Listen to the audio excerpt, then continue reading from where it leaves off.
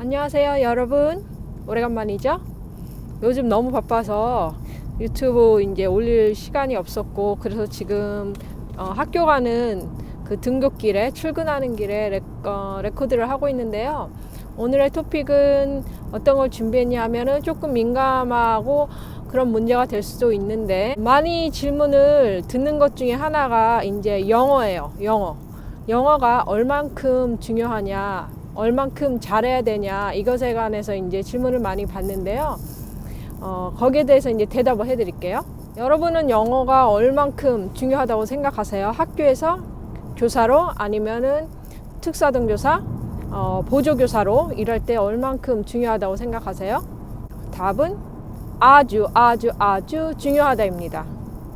정말 영어가 중요해요. 그런데 영어를 잘해야 돼요. 간혹 영어를 이제 잘 못해도 된다, 뭐 기본적인 것만 해도 된다라고 말씀을 하시는 분들도 계실 거예요. 그런데 그냥 아주 네이티브처럼 잘해도 될 필요는 없지만, 기본적으로 그래도 어느 정도는 잘해야 돼요. 그럼 이제 궁금하겠죠. 그 잘하는 정도가 도대체 얼만큼 잘해야 하는가? 그 잘한다 못한다의 기준은 너무 주관적인 거예요. 그래서 내가 이제 영어를 해도 어떤 사람은 자기가 영어를 잘한다고 생각할 수도 있고, 어떤 사람은 영어를 못한다고 이제 말을 할 수가 있는 거예요.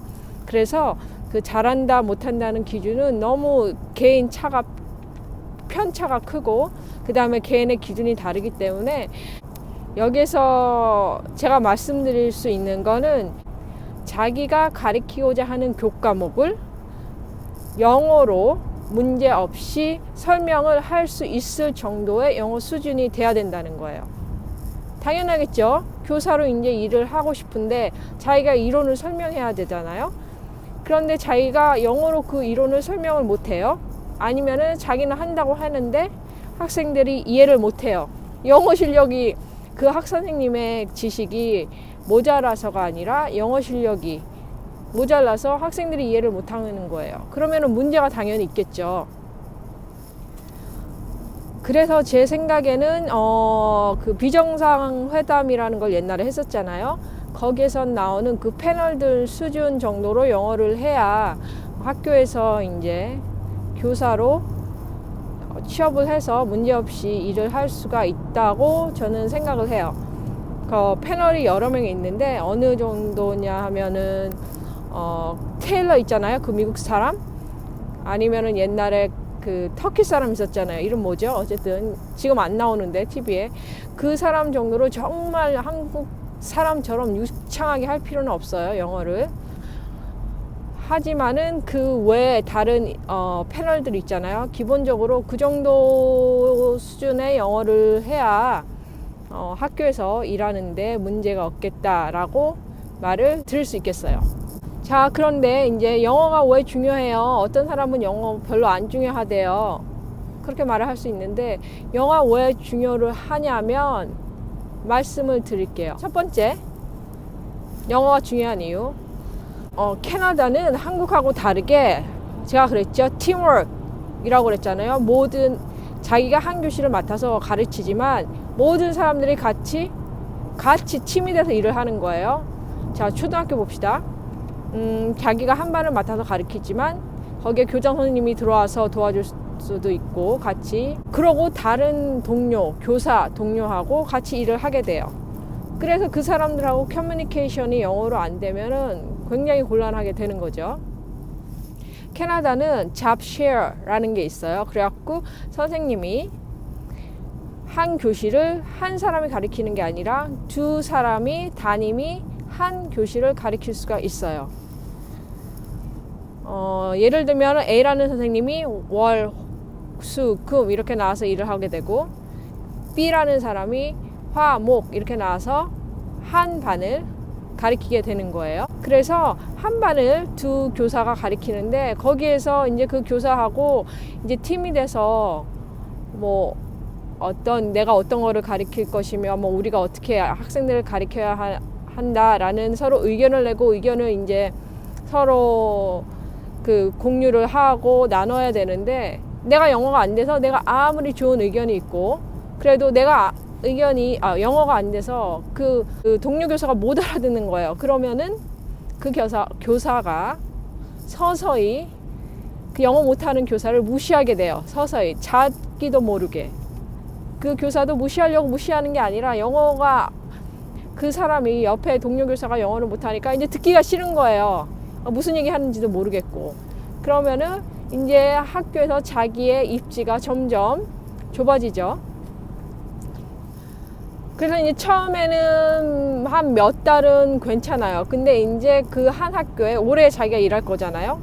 그러면 자기의 의견이 좀 무시되고 자기 말을 안 듣게 되면은 자기의 자존감도 낮아지고 그 다음에 자기 학교에 가서 일하는 게 즐겁지가 않고. 자, 간단히 생각해 보면 돼요. 자, 우리가 대학교에서 보통 팀 프로젝트 많이 하잖아요. 그런데 거기에 이제 해외에서 온 외국 학생들이 이제 친구들이 있단 말이에요. 그러면은 팀 프로젝트 할 때 외국 친구들하고는 팀 그 프로젝트를 안 하려고 그래요.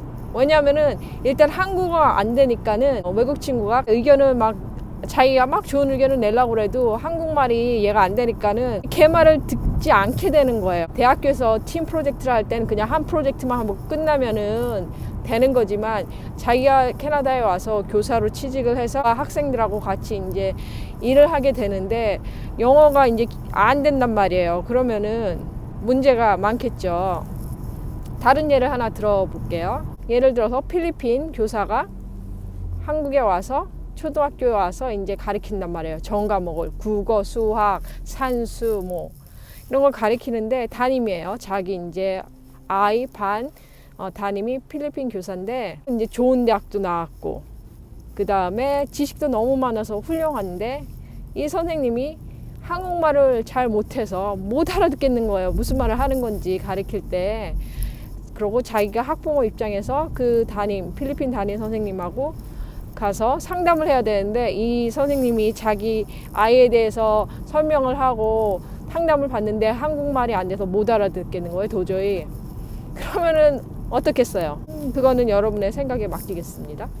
캐나다는 한국 학교하고 다르게 한 학급에 두 학년이 같이 있어요. 예를 들어서 A라는 학급에 1학년, 2학년이 같이 있고 B라는 학급에 3, 4학년이 같이 있어요. 우리나라하고 완전 다르죠.